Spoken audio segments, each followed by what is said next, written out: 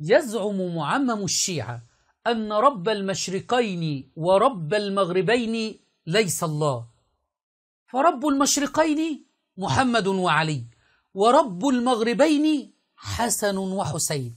نعوذ بالله، يتفننون في الشرك بالله تبارك وتعالى.